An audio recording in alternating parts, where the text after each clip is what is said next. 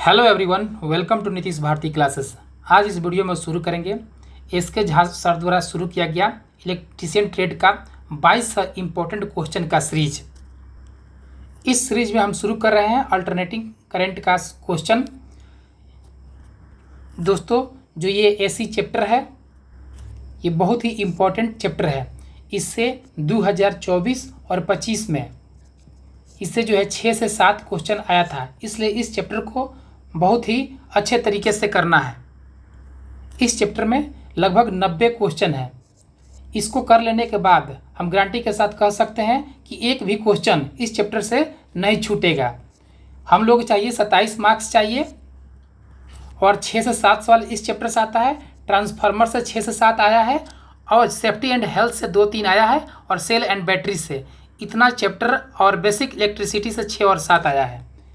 तो इतना अगर 4 चैप्टर अगर बढ़िया से कर लेते हैं तो बहुत ही आसानी से हम लोग पास कर जाएंगे। बाकी हम लोग सब जो जितना भी टॉपिक है सबका क्वेश्चन करेंगे।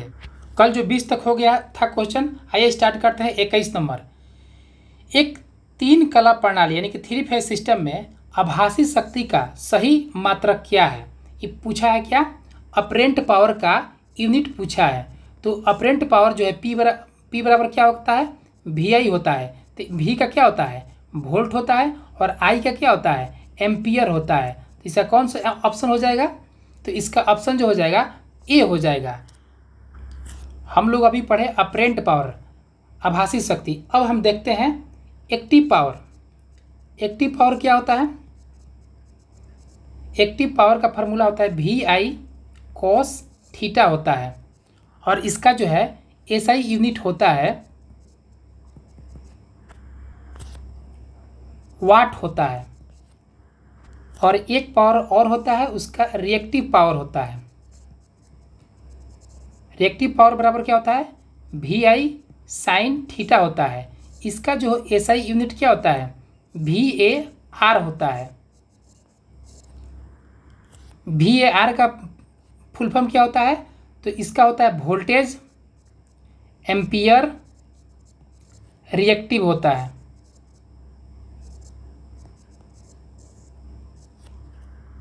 तो हम लोग तीनों पावर पढ़ लिए, एक्टिव पावर, रिएक्टिव पावर और अपरेंट पावर। एक्टिव पावर को P से डिनोट करते हैं, रिएक्टिव पावर को Q से डिनोट करते हैं, और जो ये आभासी अपरेंट पावर है इसे S से डिनोट करते हैं। इसमें एक जो है संबंध आता है, S² बराबर P² प्लस Q² होता है। आइए देखते हैं अगला प्रश्न।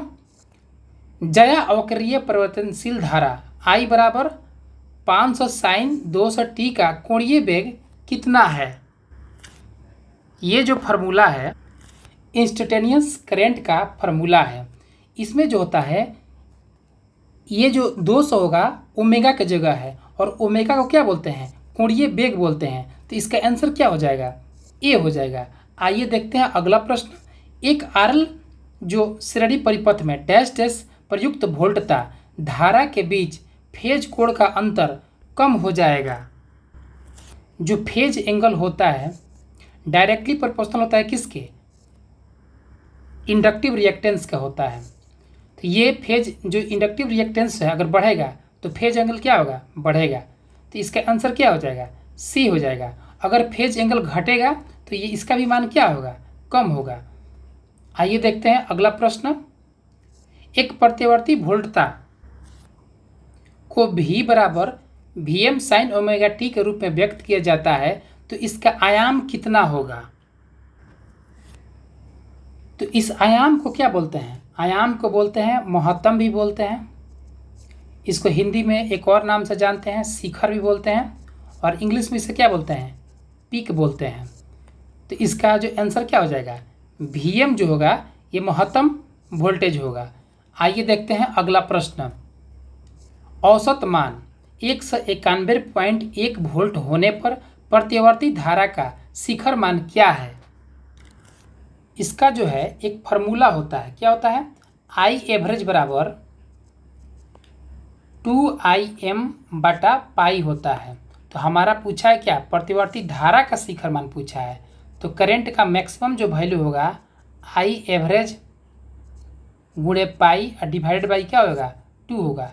यहाँ आई एवरेज का वैल्यू कितना दिया हुआ है 191.1 गुणे पाई डिवाइडेड बाई 2। यहाँ जब वैल्यू पुट करेंगे पाई का तो इसका आंसर क्या होगा, इसका आंसर आएगा ए आएगा। आइए देखते हैं अगला प्रश्न। एक जाया तरंग का शिखर से शिखर मान क्या होगा। ये जो है जाया तरंग को इंग्लिश में क्या बोलते हैं, जाया तरंग को इंग्लिश में बोलते हैं साइन वेव बोलते हैं, और शिखर से शिखर का वैल्यू इंग्लिश में क्या बोलते हैं, पीक टू पीक वैल्यू बोलते हैं। आइए एक साइन वेव का फिगर बना लेते हैं। यहाँ ओरिजिन से स्टार्ट करते हैं, ऐसे बनाते हैं। अगर यहाँ पे वोल्टेज रहता या करंट रहता, अगर वोल्टेज रहता तो क्या होता वी मैक्स होता, और यहाँ पे कितना होता है वी मैक्स होता। ये दोनों टोटल कितना हो जाता 2 VM हो जाता। अगर करंट रहता तो 2 IM हो जाता। तो इसका आंसर क्या हो जाएगा सी हो जाएगा, तरंग के उच्चतम मान का 2 गुना। आइए देखते हैं अगला प्रश्न।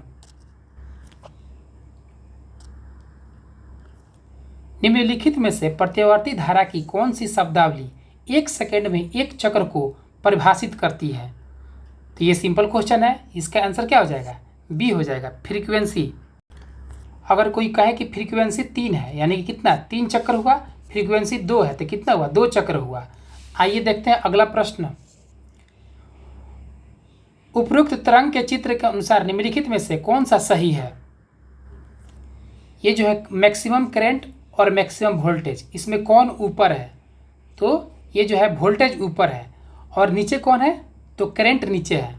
जो ऊपर होता है वो लीड करता है और जो नीचे होता है वो लैग करता है। तो इसका आंसर क्या हो जाएगा सी हो जाएगा। वोल्टा धारा के साथ जो है फाई से लीड करता है। वोल्टेज क्यों लीड करता है, क्योंकि ये ऊपर है। आइए देखते हैं अगला प्रश्न।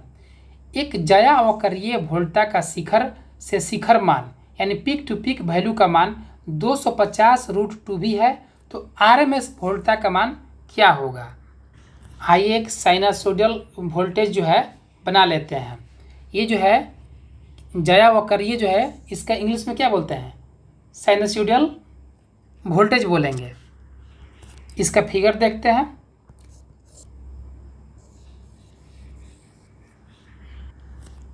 यहाँ से और यहाँ से ये पूरा जो है इसका वैल्यू कितना हो जाएगा 2 VM हो जाएगा। तो ये मैक्सिमम वोल्टेज 2 गुना बराबर कितना हो जाएगा, ये जो है 250√2 भी हो जाएगा। तो इसे जो कैंसिल हो जाएगा 125 वोल्ट में, तो जो है V मैक्स कितना हो जाएगा, वोल्टेज मैक्सिमम हो जाएगा 125√2 हो जाएगा। अब जो हमारा VRMS क्या वोल्टेज जो है रूट मीन स्क्वायर का वैल्यू कितना होता है, मैक्सिमम वोल्टेज डिवाइडेड बाई √2। तो मैक्सिमम वोल्टेज का वैल्यू कितना होता है 125√2, यहाँ से निकाल लिए हैं और यहाँ पे रूट रख देंगे। तो इस √2 से √2 कैंसिल हो जाएगा, तो हमारा आंसर कितना आ जाएगा 125। आइए देखते हैं अगला प्रश्न। 1/, धारिता अनुकार्यता। धारिता अनुकार्यता को इंग्लिश में क्या बोलते हैं, कैपेसिटिव ससेप्टेंस बोलते हैं। तो 1/, कैपेसिटिव ससेप्टेंस बराबर क्या होता है, कैपेसिटिव रिएक्टेंस होता है।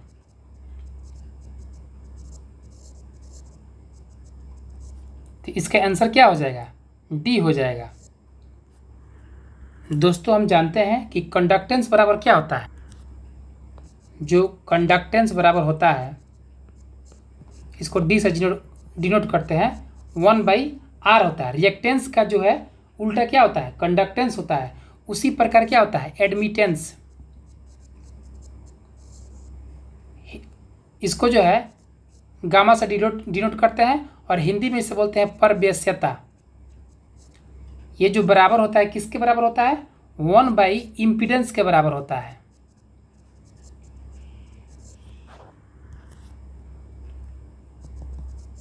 और इम्पीडेंस को हिंदी में क्या बोलते हैं प्रतिबाधा बोलते हैं। यानी कि y बराबर क्या हो जाएगा, गामा बराबर 1/z हो जाएगा। और एक होता है ससेप्टेंस। ससेप्टेंस का उल्टा क्या होता है, 1/रिएक्टेंस होता है। और ससेप्टेंस को किससे डिनोट करते हैं, b से, और रिएक्टेंस को किससे डिनोट करते हैं, x से। तो हम लिख सकते हैं b बराबर 1/x। एक ये फार्मूला हो गया और एक ये फार्मूला हो गया।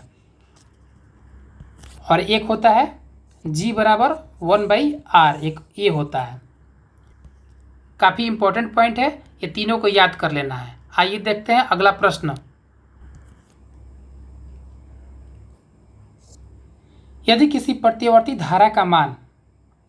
धारा का आयाम का मान 20 एम्पियर है तो इसका शिखर से शिखर मान क्या होगा। ये तो काफ़ी आसान क्वेश्चन है। यहाँ से यहाँ कितना है, 20 है, फिर यहाँ से यहाँ पूछ रहा है कितना होगा। ये दोनों को ऐड कर देंगे शिखर से शिखर, तो 20 + 20 कितना हो जाएगा, 40 हो जाएगा। तो इसका ऑप्शन क्या हो जाएगा, डी हो जाएगा। आइए देखते हैं अगला प्रश्न। Time domain voltage VT 100 cos जो है 400t - 30 वोल्ट का फेजर जो है निरूपण यानी कि रिप्रेजेंटेशन क्या है। तो फेजर रिप्रेजेंटेशन हम लोग कैसे निकालते हैं, तो ये जो है क्या है, 100 जो है मैक्सिमम वोल्टेज हो जाएगा। तो ये जो है, और ये जो -30 दिया है, ये 100 यहाँ लिख लेंगे और -30 यहाँ लिख लेंगे। इस प्रकार हम वोल्ट का फेजर रिप्रेजेंटेशन करते हैं। तो हमारा ऑप्शन क्या हो जाएगा, बी हो जाएगा। आइए देखते हैं अगला प्रश्न। काफ़ी बढ़िया क्वेश्चन है ये। निम्नलिखित आकृति दिशा में दर्शाए गए सिग्नल का औसत मान क्या होगा। अच्छा, एक फार्मूला होता है एवरेज वैल्यू बराबर। एवरेज वैल्यू बराबर क्या होता है, एक चक्र में क्षेत्रफल बटे में होता है समय। तो एक साइकिल में का जो क्षेत्रफल कितना हो जाएगा, यहाँ से ये जो है लंबाई हो गया और ये जो है चौड़ाई हो गया। तो क्या करेंगे, 20 × 0.1 और इसका क्षेत्र पूरा क्या हो जाएगा, 0 हो जाएगा। और डिवाइड करते हैं किससे, समय कितना लगा है, 3।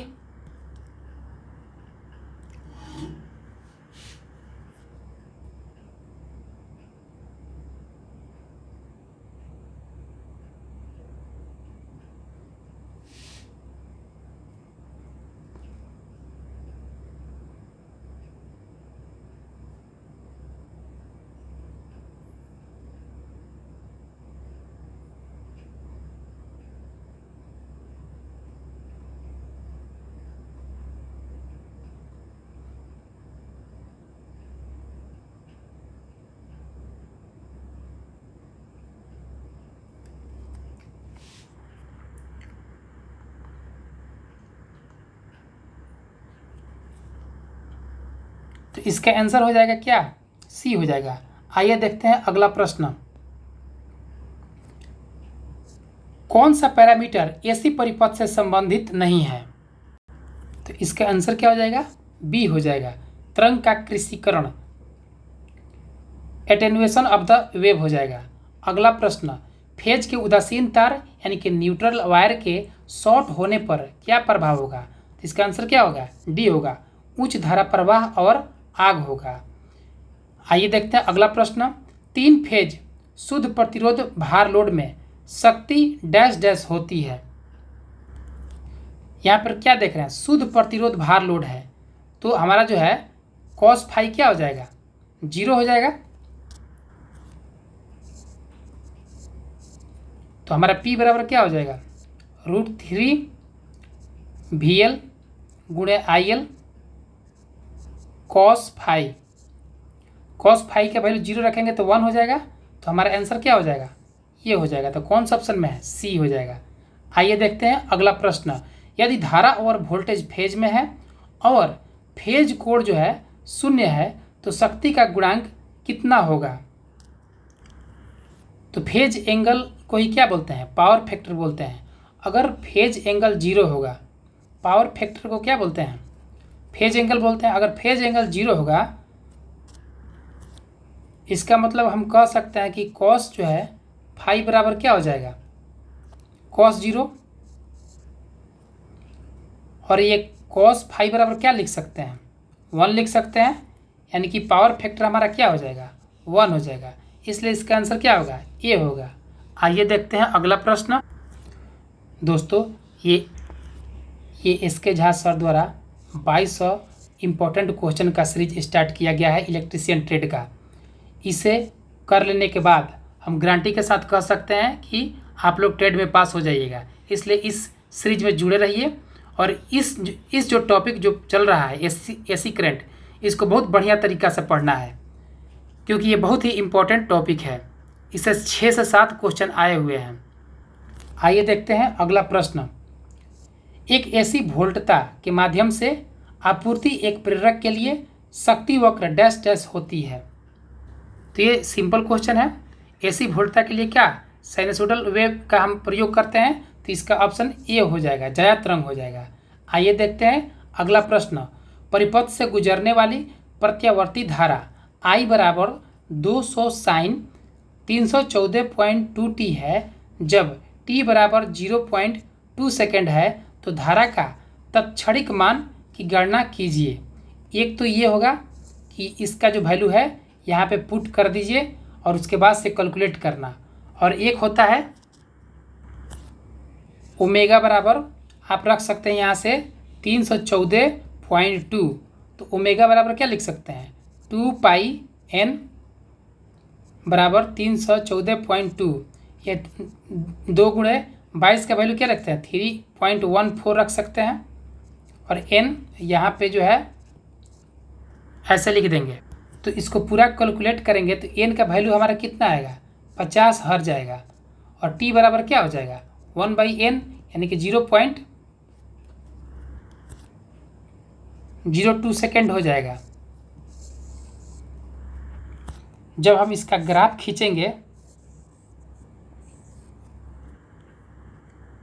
तो यहाँ से यहाँ तक का टाइम पीरियड कितना हो जाएगा 0.0 सेकेंड, बट आई जो है कितना हो जाएगा 0 हो जाएगा। तो इसका एम्पियर, इसका जो है ऑप्शन क्या हो जाएगा बी हो जाएगा। आइए देखते हैं अगला प्रश्न। प्रतिबाधा स्क्वायर जेड बराबर क्या होता है √r² बराबर r² प्लस एक्सएल का स्क्वायर। तो ये जो है रूट ऊपर चढ़ जाएगा, z² बराबर क्या हो जाएगा r² प्लस एक्सएल स्क्वायर हो जाएगा। तो इसका ऑप्शन कौन सा हो जाएगा सी हो जाएगा। अगला प्रश्न। एक एसी परिपथ में ज्यावक्रीय धारा यानी कि साइनसोडियल करंट का आरएमएस मान डैश डैश के कोण पर इसके मान के बराबर होता है। तो इसका ऑप्शन तो हो जाएगा सी, लेकिन आइए डिटेल्स देखते हैं इसका। आई आर एम एस बराबर क्या लिखते हैं आई एम साइन थीटा लिखते हैं, और आई आर एम एस बराबर होता है क्या आई एम मैक्सिमम करंट बटा √2 होता है, और यहाँ पे वो क्या लिखेंगे मैक्सिमम करंट और साइन थीटा। जैसे ही साइन थीटा का वैल्यू 45 रखेंगे कितना हो जाएगा 1/√2 यानी कि मैक्सिमम करंट बटा √2, और यहाँ भी मैक्सिमम करंट बटा √2। इसे हम कह सकते हैं कि दोनों सेटिस्फाइड हो गया 45 डिग्री एंगल पे। आइए देखते हैं अगला प्रश्न।